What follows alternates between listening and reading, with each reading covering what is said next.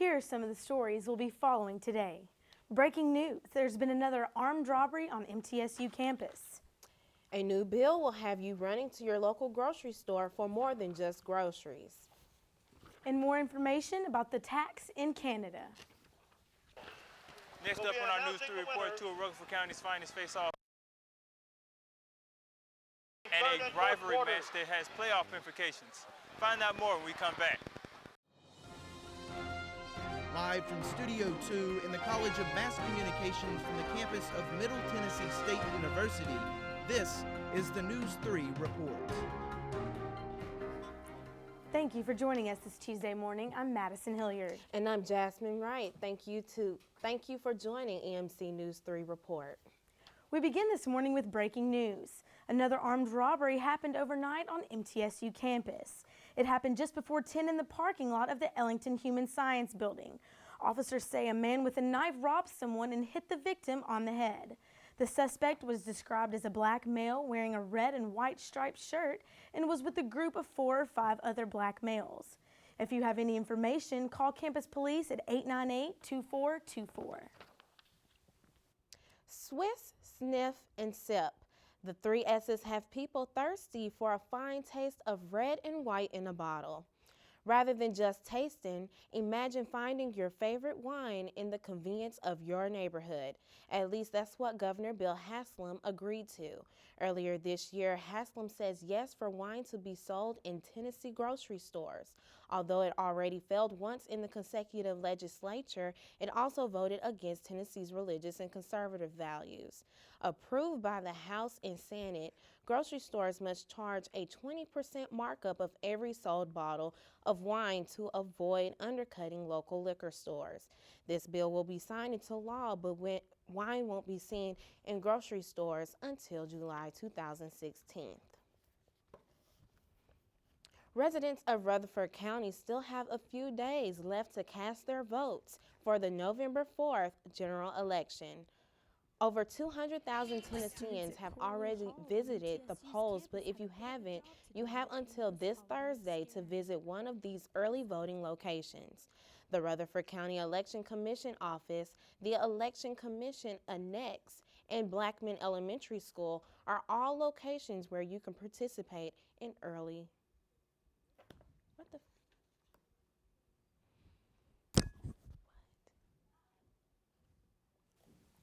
For a few students here at Middle Tennessee State University, staying in their rooms this Halloween weekend just simply was not an option.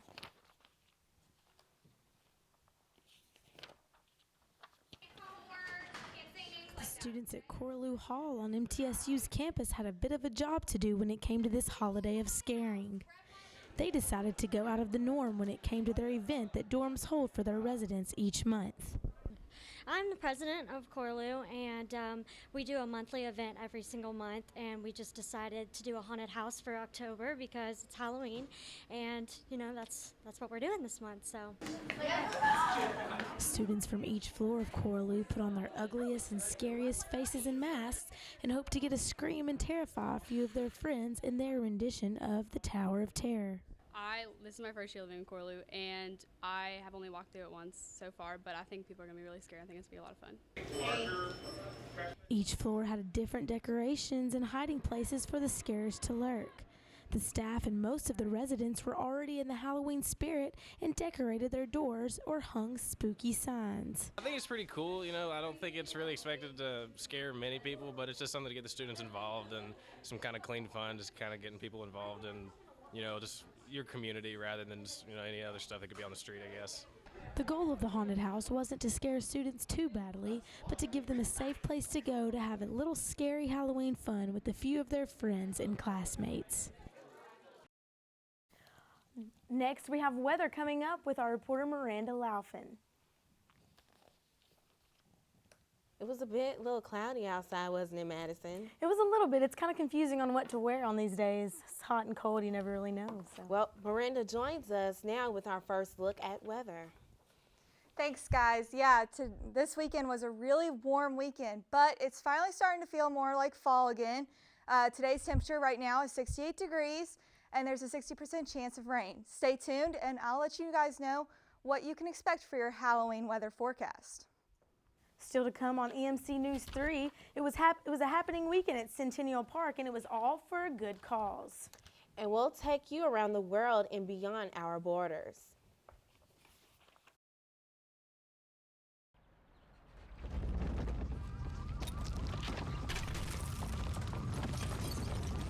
Up to 40% of businesses never recover after experiencing a major disaster. Make a plan at ready.gov/business.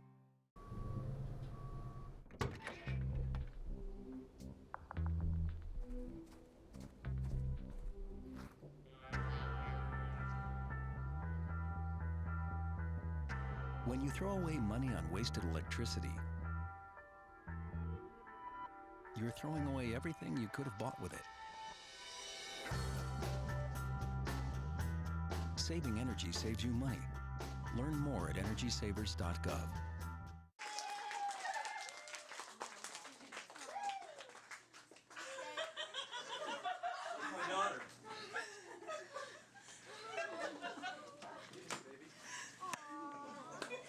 Come here.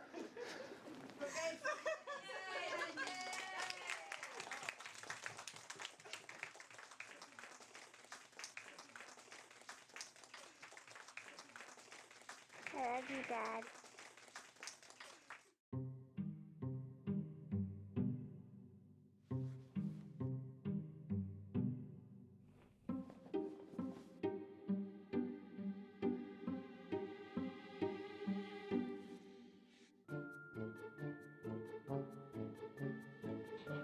The smallest moments can have the biggest impact on a child's life. Take time to be a dad today.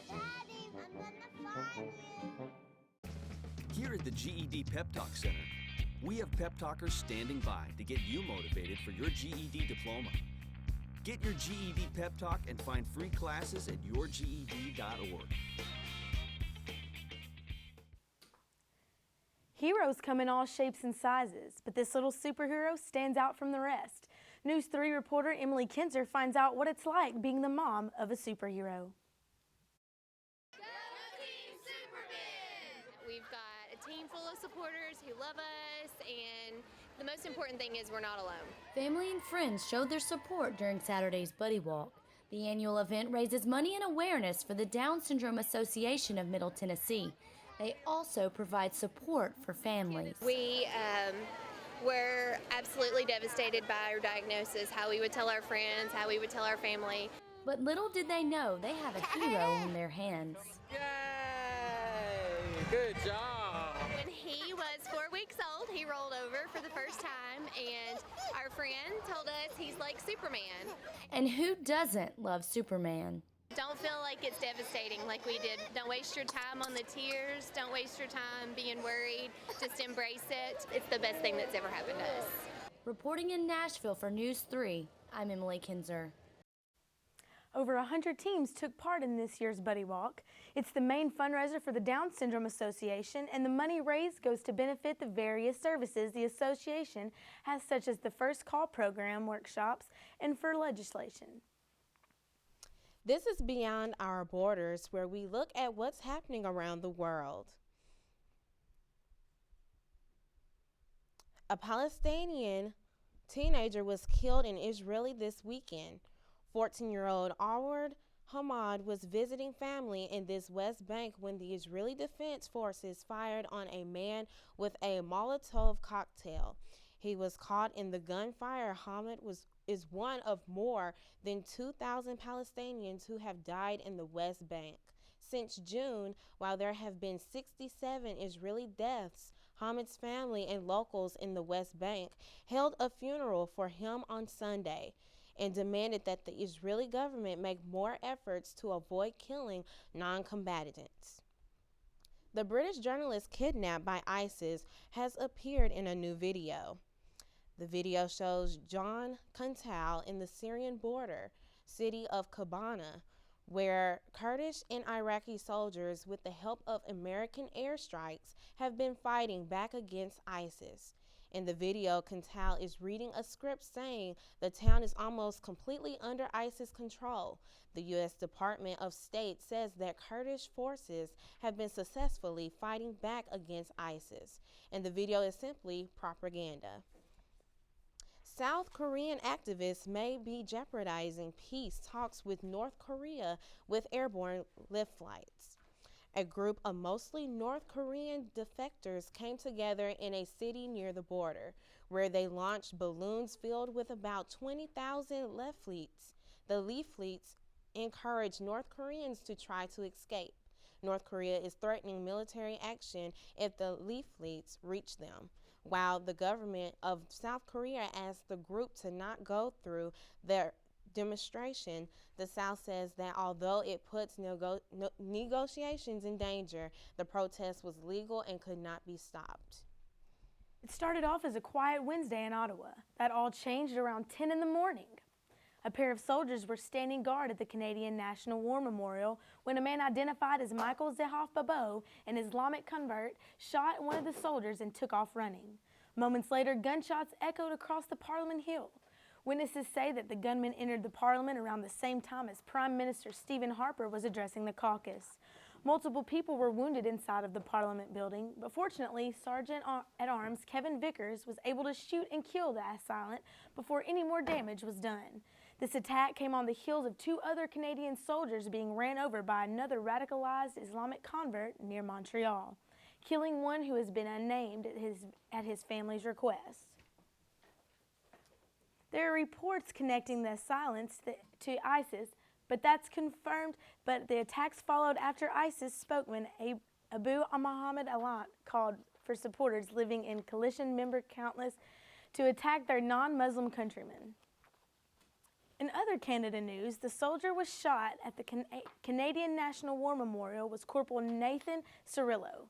Cirillo was a 24-year-old reservist from Hamilton, Ontario, and was a member of Thurlegen's Sutherland Highlanders of Canada Regiment, an infantry unit. Cirillo, who had dreamed of being a full-time soldier, joined the service at the age of 13 as a cadet. He was serving as an honorary guard at the National War Memorial when the Tomb of the Unknown Soldiers in downtown Ottawa when he was shot and killed from behind. He leaves behind his girlfriend Andrea and son Marcus. Just ahead on MC News 3, a horror movie showing unlike any other. And MTSU's dorm had a little bit of excitement over the weekend. That's coming up next on EMC News 3.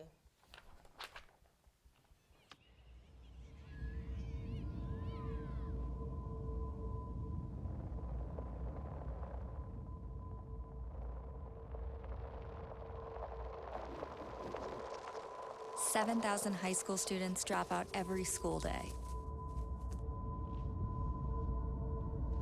Let's catch them before it's too late. To start helping students in your community, visit boostup.org.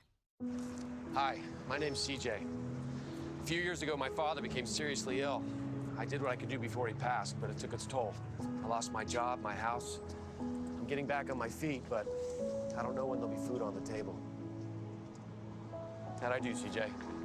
We could be twins. Well, cousins, maybe. Play a role in ending hunger. Visit feedingamerica.org/hunger and find your local food bank. So, I just moved in with this family, and it's embarrassing. The little one, he likes to go outside and crawl around in the giant litter box. I don't know what he's doing. I mean, I was born and I knew how to use the litter box. Look at that! That's disgusting! Oh, poop already! You're making me nervous. Oh, okay, I can't look at this anymore. I really hope he grows out of this, for his sake. Jack Frost, you do have beautiful teeth. My what? Are they really as white as they say? Yes! Oh, they really do sparkle like freshly fallen snow. This is an excellent example of what teeth should look like. Check out the iridescence of that incisor, the beauty of that bicuspid, the magnificence of those molars. And the best way to achieve such terrific teeth is brushing. 2 minutes, twice a day. Not 30 seconds, not a minute 45. 2 minutes. That's all it takes. They're beautiful. There's a small part of Murfreesboro where residents can get locally grown produce. News 3 Ashley Butler has more on why this particular market is so successful. The Main Street Market, where residents can pick up food for the family and vendors can show off their hard work. The event happens every Saturday from June to October. The market allows farmers like Christy Kurtz to really show their true passion. I grew up on a farm, and I guess it's always been in my blood, so this is what I enjoy. The work is hard, the hours are long, the public is great, and we have a big time. The market has been a feature on the square for years, and people keep coming back year after year. I guess I've been coming since its beginning. We use fresh vegetables a lot. But the 2014 farmers market season is coming to an end. Right behind me is the Main Street Market, and the attitudes and the laughter are infectious here today. That's because the people that own the stands know that they only have this week to connect with the public before next June. The vendors say the public is why they come out every single week, and Kurt says the relaxing work doesn't hurt either. My morning commute is a walk from my barn to all the greenhouses with me and 3 cats. That's the rush hour. You know, how better can you get it? The Main Street Market is surely a family affair, where the love of food brings everyone together. Reporting for News 3, I'm Ashley Butler. Thanks, Ashley. If you want to experience the Main Street Saturday Market, the vendors will be back the very first week of June to begin their 2015 season. It was a nice weekend to get out and enjoy the Main Street Market, wasn't it, Jasmine? Yeah, you're right. It hardly felt like fall, but Miranda Louthan has more with our week's weather. All right, so I've already said that it's 68 degrees right now. There is a 60% chance of rain. Winds are going to be about 10 to 15 miles per hour today. And what you can basically expect for the day is there are supposed to be some scattered thunderstorms, so maybe bring your umbrella if you have later classes. You definitely are going to want to probably bring a light jacket because it's supposed to be a chilly night. And it's just going to be kind of partly cloudy and not much sun today. And at 7 a.m. it started at 62, and by noon it should be about 75. And at 5 p.m. when the sun starts setting, it'll be about 73, and that's when your thunderstorms are going to hit.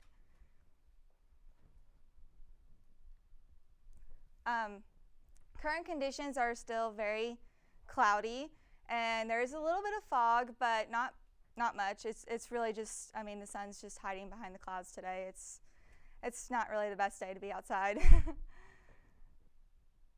And if you can, as you can see, basically every other city is still around the same temperatures. The highest is about 68, which is in Clarksville, and the lowest is about 59, which is in McMinnville. Everybody else is just about 60s. Our extended forecast is that Wednesday is going to be 68.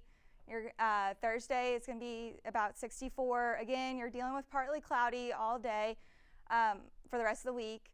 Friday, which is Halloween and everything, it's going to be 61, but if you're going trick-or-treating, you're probably going to want to make sure you bring a nice heavy coat with your costume because it's only going to be about 38 degrees for your low, which by the time sun goes down, it'll be probably about 40 or 30 degrees.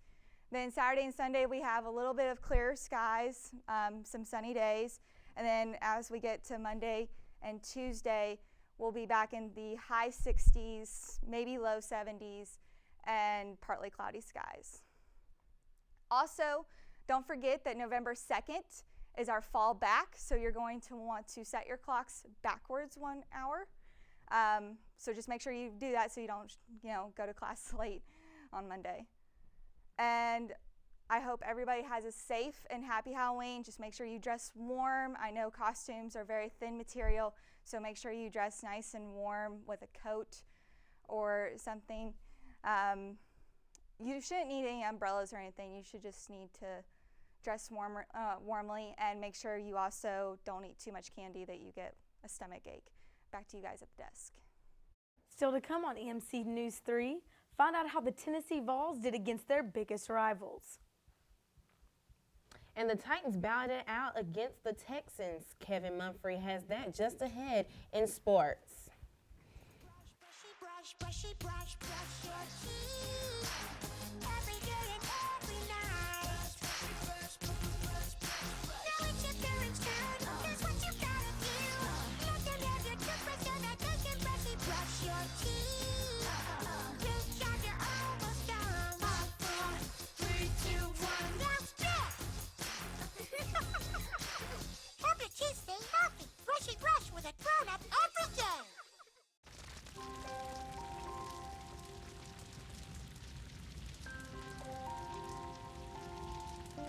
A single ember that escapes from a wildfire can travel more than a mile. That single ember can ignite and destroy your home or even your community. You can't control where that ember will land, only what happens when it does. Get Fire Adapted now at fireadapted.org. All right, give me a spot. You know my motto, safety first. They could be dangerous. I think we should call animal control. Animal control? To be safe. Don't worry. Just... I got this. It's a new motto. You don't have to be perfect to be a perfect parent. There are thousands of teens in foster care who don't need perfection. They need you. If you're looking for a fun new friend, what a day. Shelters are the best places to find one. You don't say. There, you'll discover healthy, happy, loving animals. Nothing but the best. Waiting to become a part of your family. A person is the best thing to happen to a shelter pet. Be that person. Adopt. We'll always be the best of friends. To find out more, visit theshelterpetproject.org. There was some pretty big upsets this weekend in the world of sports. That's right, there was. Our News 3 reporter Kevin Mumphrey joins us now with a look at sports. 4th-ranked Oakland went up against 6th-ranked Riverdale in the Battle of the Borough. Friday was a game of urgency for Oakland because with the win, it guarantees them first place in the district behind Blackman, Riverdale, and Smyrna. The game was close until late in the fourth quarter when Riverdale recovered an Oakland fumble with a little over 5 minutes remaining. But only 2 plays later, the defense would make a game-saving statement by recovering a fumble and running up 80 yards to push the score to 35-20. Oakland's next game will be at home versus Stewart's Creek on Friday. The Devil has come back to Tennessee. Or you can call him Lane Kiffin. The Alabama-Tennessee rivalry revisited last Saturday as it was the 3rd week of October. And why not add to the rivalry by bringing back one of the most hated men in Tennessee? Lane Kiffin returns after leaving in 2010. Alabama exploded on Tennessee by scoring 20 unanswered points in the first quarter. They would only score 14 more points throughout the game, but it was enough to keep the Vols at bay to gain the 34-20 win. There was almost a monumental upset in Kentucky on Saturday. Mississippi State had caught the attention of many this season with their dominance, and their recent slugfest against Kentucky had put them to the test. We take you to the fourth quarter where running back Josh Robinson breaks out for 73 yards for the touchdown. Defense, what's that? Robinson would go on to rush for 198 yards and 2 touchdowns in a 45-31 win. While one Mississippi team tags another win, another team gains a devastating loss. Les Miles comes to this game with a heavy heart after the recent loss of his mother, and his team had added motivation to gain the win. Ole Miss led the game mostly because of multiple LSU turnovers and a missed field goal until LSU quarterback Anthony Jennings came through with a game-winning touchdown on a play-action fake on 2nd and goal. But all is not lost. Ole Miss can still win the SEC West by winning out the rest of the season. Bad news is they'll just have to beat out number 1 Mississippi State and number 5 Auburn. The Texans visited Tennessee to take on the Titans, whose season, well, this isn't going to be pretty. The Texans snapped a 3-game skid and beat the Titans for the 4th time in 5 games. Adrian Foster went past the running 151 yards and 2 touchdowns. And J.J. Watt also made his presence felt by sacking rookie quarterback Zach Mettenberger and mocked him by taking a selfie to remind him the NFL is where the big boys play. Sunday proved to be a big day for Big Ben and the Steelers. The Steelers started off season rough, but they're looking to bring back life into their season with the win against Andrew Luck and the Colts. And Big Ben did just that, tearing into the Colts defense to gain a franchise record 522 yards and 6 touchdowns. Ben is also the first quarterback in NFL history to have 2 500 passing yards games. The Steelers went on to win the offensive matchup 51-34. That's all I have for you for sports. Back to you at the desk. Thanks, Kevin. Did you see the Rocky Horror Picture Show this weekend? We sent reporter Miranda Louthan to find out why this particular musical is so popular with students. It is just the kind of thing that shouldn't be taken seriously at all. I mean, it's like overtly sexual and kind of liberating and just sort of silly and awesome. Now there's only one thing she could be talking about, and that would be the 5th annual Rocky Horror Picture Show, which MTSU's Raider Entertainment hosted this past weekend in order to draw people in to a new kind of theater experience. Good opportunity to get a different crowd on campus that may not necessarily come out to some of our other events. We found the midnight movie crowd is actually starting to really take on, and the Rocky Horror Picture Show has been the foundation for that.